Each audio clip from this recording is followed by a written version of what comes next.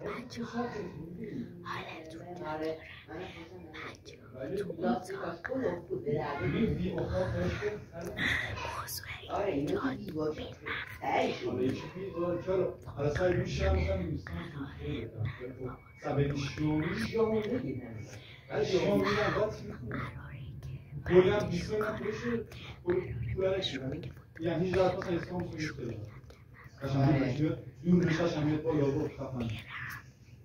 ایجاد پاریس یا لندن حالا من اتاق در صحبت کلی چیز دیدم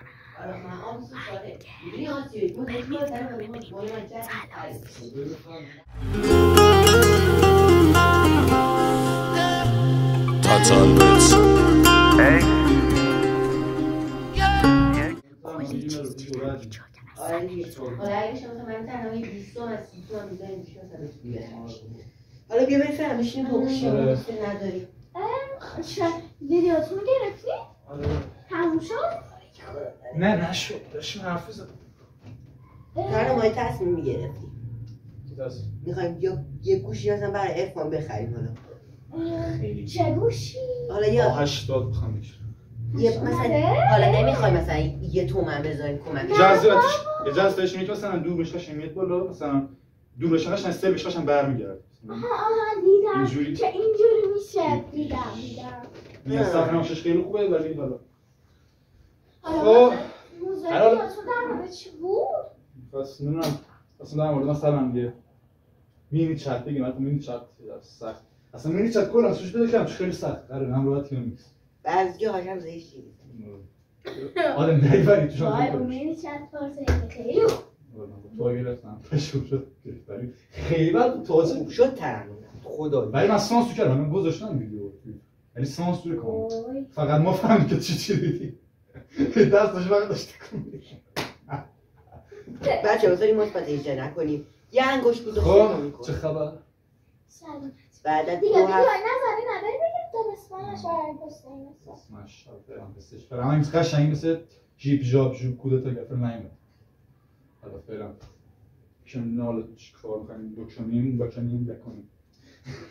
میخوام یه موضوعی رو بهتون میگم یعنی میخوام از اول روزی که در مورد ویدیو درسته؟ از اول روزی که همون دیدیم میخواستم بهتون بگم چی روز اول فامیلی خره نه از همون صبح که همون دیدیم میخواستم بهتون بگم و یه شرایطی پیش اومده که میدونم حالا فکر میکنیم واقعیت نیست ولی با هم واقعیته چه واقعیتی؟ من و مامان و بابام و داداشم امیر قراره بریم لندن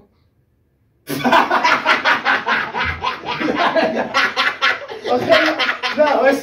واسه اصلا لندن میدونی کجاست؟ مثلا برات راه میدن لندن بریم پیش پسر خاله لندن از ویزا میخواد کلی هم زن داره بهش کارشو همه کارا باشه ترانه ما همین چند دقیقه پیش دعوامون شد میخوای حالا انتقام دور مخفی فایده اصلا نداره چون خیلی زاری است وای چقدر تو در لبوه خیلی بازه تارا میارم باش چه خبر کرده لندن که مثلا سر کوچه عباس اینکه سر کوچه بغلی دست کنم این سرش برو بابا یکی میخواد ترکیه بره به امریت میدونه منم لندن کجا اصلا رفتم به اونجا خیلی بدتره چیزه عزیزم بیا این پاسپورت من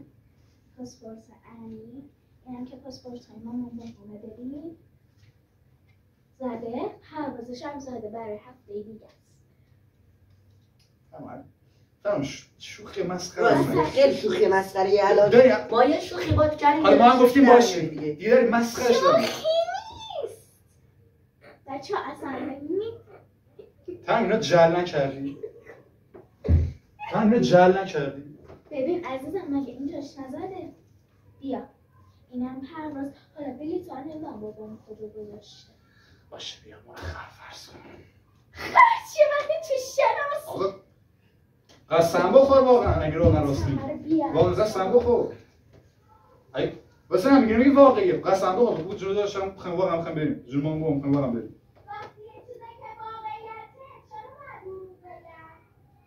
تنم راستشو بگو من دارم واقعا شک میکنم تن راستش بگو خونه بالا جیب کنیم توی خوبه تن واقعا راستش بگو برای گشت اینجا لندن جام تونسته توی تو واقعا داری جدی میگی ترانو شوخی نمیکنی واقعا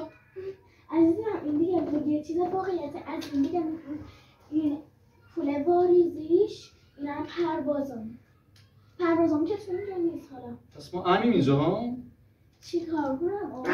من خودم هم ناراحت شدم فکر کنم من خیلی باشم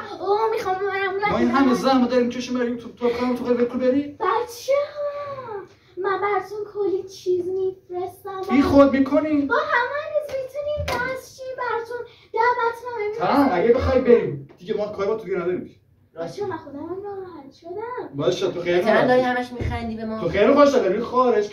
کیف شدی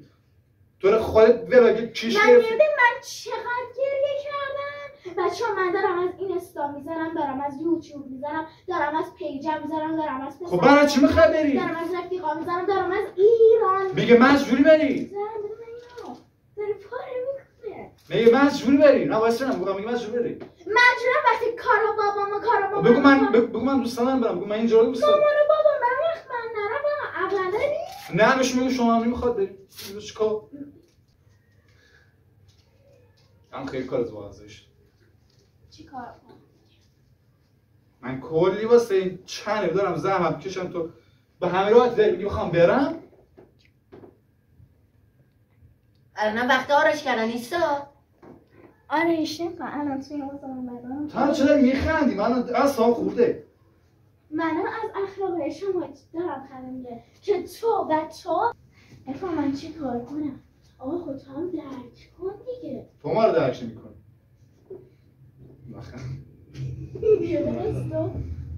تاها حالت خوبه؟ حالش بحث شد تاها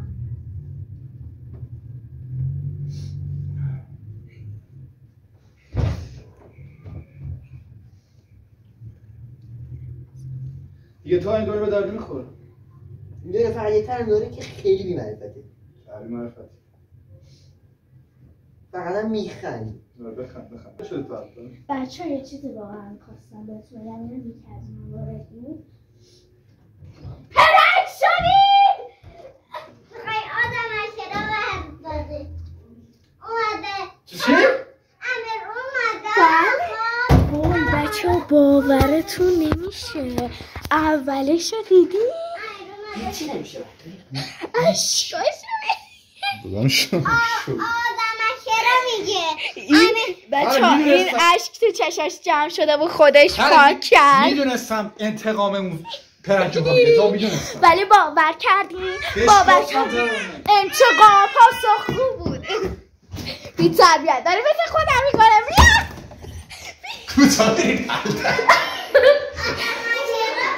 و شما پنگ شدید خیلی چشم برده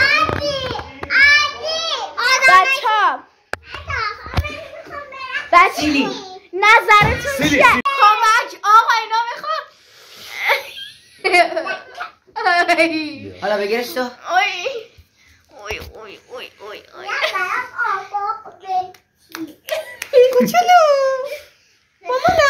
خلاصه که خیلی نامرده من که نمیگم لاک کنه تو خرچ وای بگو بچه ها لایک کنید هر کی این ویدیو رو دیده نه بیاین تو پیجمون هیچی این فقط ویدیو رو بلاک کنید شما رو بلاک میکنید همه رو از بلاک کنید پیجمون برید خلاصه که با احساس ما بازی شد واقعا خیلی بی‌معرفت انتقام پاسخگو بود برام خانه بی معرفت بچه ها خیلی